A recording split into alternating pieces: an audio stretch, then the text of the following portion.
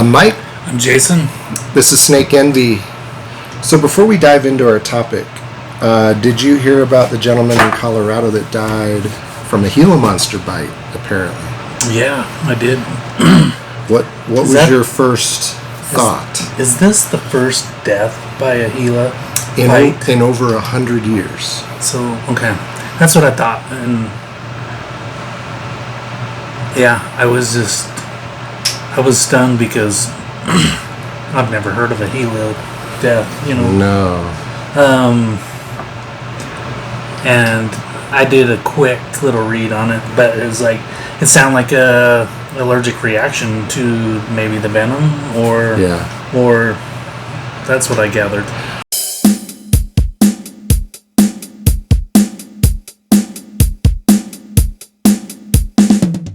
What's going to be really interesting for those of you that haven't seen the story yet. So this guy may have been keeping it illegally. Colorado has laws that are similar to Utah, where if you're going to keep venomous animals, you have to have a permit. And I don't know if it's specific to the GILA or just all venomous in general, but in Colorado, they were saying that it's pretty much limited to educational institutions and research institutions. So almost impossible for just an everyday person to get a license to keep GILAs legally. So he was doing it illegally. It was a juvenile. It was only about 6 months old. We have no idea whether he was handling it, feeding it. We don't know what happened. But what's interesting is they're autopsying the man, and he was in his 30s, and they sent GILA venom from that animal for lab analysis. So they're trying to find out, did he have some underlying health condition? Was he on drugs, prescription or otherwise? Did he have some coronary condition that might have, or does that particular line of GILA monsters have some super venom that no one's seen before? So it is going to be interesting to see what comes out of it. But I had a question for you as a breeder. Do you think there's any chance that in captivity, and of course captive GILAs originated in the wild, and there's various lines, and who knows how many generations of this and generations of that. It is also possible, since he was keeping it illegally, it could be wild, who knows. But being a juvenile, I kind of suspect he bought it. But do you think it's possible that you could mistakenly, just as a part of selective breeding in captivity, amplify the toxicity of an animal over time, a line of animals? Do you think that's even remotely possible? Wow, it's a little over my head. Just because I haven't dealt with any venomous, I can't. Yeah. And so that's, but.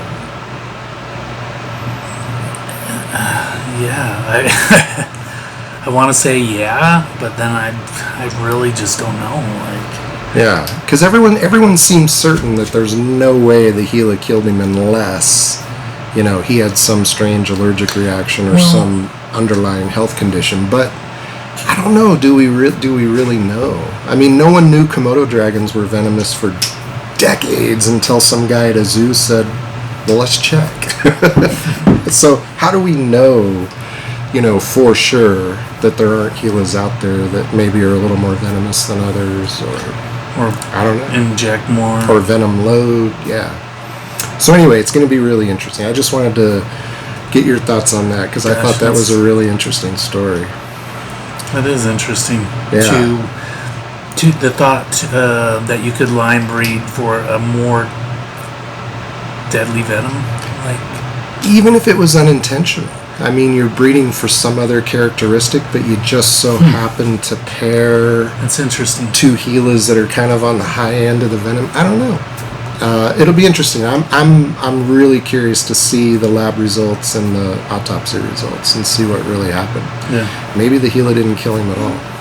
That is possible. I mean, just I've been stung by bees, but then there's people that will die if they get stung by bees. So it's to me, it feels like a personal 1 in a million. Yeah. It's a lightning strike. I mean, in theory, if you were allergic to a particular protein in the venom, I mean, in theory, a hognose snake could kill somebody, just like a bee could. Oh, I'm sure. But, yeah, so it could just be a lightning in a bottle kind of thing. It'll be interesting.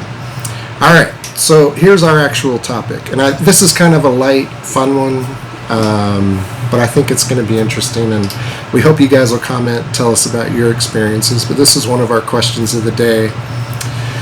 How frequently, if ever, do you dream about snakes? You're surrounded by snakes all the time. Do you dream about them? I used to dream about it a lot. Like and I think that's a lot of people when they're new to this hobby.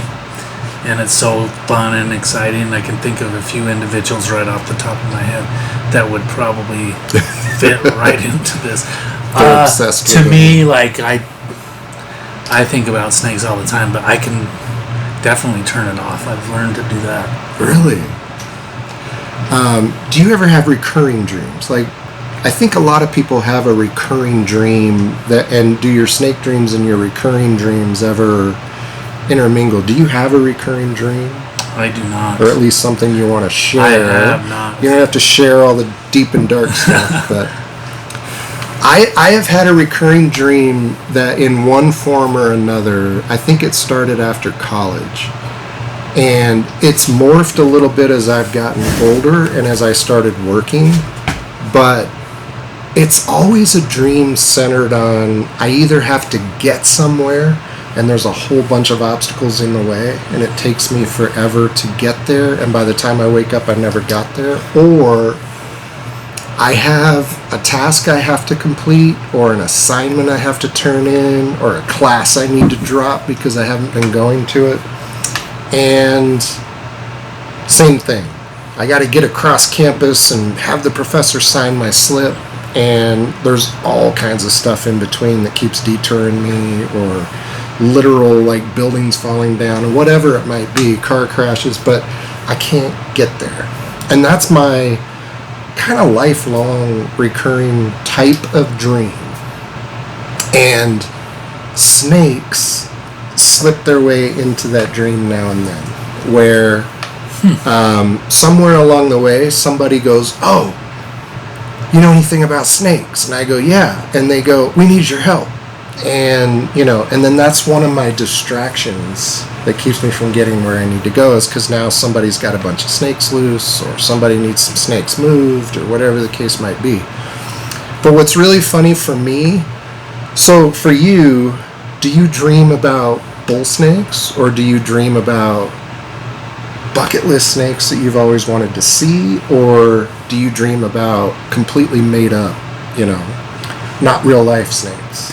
Mine are usually field experiences, looking for stuff in the field, herping, and just finding amazing things. Like if you ever seen a speckled racer in the wild, like you see pictures of them, but then when you see one in real life, I've only seen two, and you can't stop talking about it because it's that crazy color, those blues and greens, and those will, dream about those, and that it's hard to determine reality from dreams, because it's like it's the same thing that happens. They always get away because they're so fast. And so you might even have dreams and herping experiences that kind of run together, and maybe you kind of forget which one was a dream and which one was real.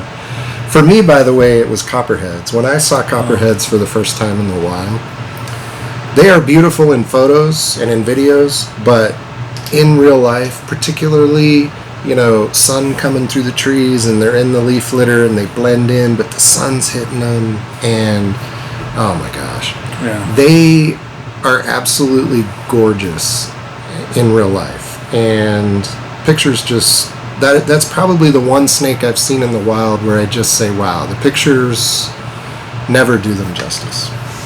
ever. They're amazing. So yeah, I understand what you're talking about with the racers. Can you think of? Well, I was going to tell you, snakes in my dreams most often. Yes, there's some real ones. There might be California kings mixed in, but there's these crazy. They're either really big or they're really tiny, and their colors are nothing that we ever see in real life. It's like a bright red snake with white polka dots, or it's a purple snake with, orange and yellow stripes or dots. So I dream about all these wild color and pattern combos that don't exist, and I've always thought that was interesting too. I don't dream about the snakes I see all the time. Right. What about you? I mean, do you ever dream about weird ones? Well, yeah. Dreams are always a little bit like they don't make sense sometimes. Yeah. And so you see weird colors, mine are like, I feel like my dreams, it's just stuff that gets away. Like it just like kind of like you can't get to where you're going in your dream. It's just like I can't capture this thing. And what's frustrating is in my dreams, I wouldn't say all the time, but frequently, is I'm frustrated by the fact I don't recognize the snake, because I feel like if someone came to me in the wild and said, hey, there's a snake over here, and what are we doing? Is it venomous? And I feel like I could at least intelligently, even if I didn't know exactly what it was, I feel like I could help everybody figure it out, and at least I could tell whether it was venomous or not, or what family of snake. But in my dreams, there's always something weird, and I'm frustrated because I have no idea what it is, and I just offered myself as, someone who could help, and then I'm like, I have no idea what that is. Yeah. And so it frustrates me in my dream that I have no clue what these snakes are. On the other hand, it's like growing up studying field guides and books, and it's just like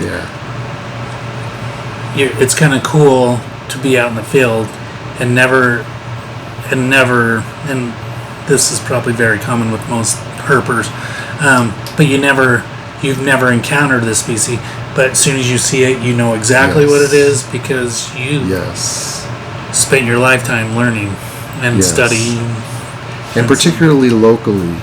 And if I were to go to a place specifically to herp, just like you're saying, I would study up and I would do my best to know what they all look like. And so in my dream I get fooled. And I've offered my help. I'm saying, oh yeah, I can help you with that. And then it's some bright red snake with white polka dots, and I'm like, I don't know.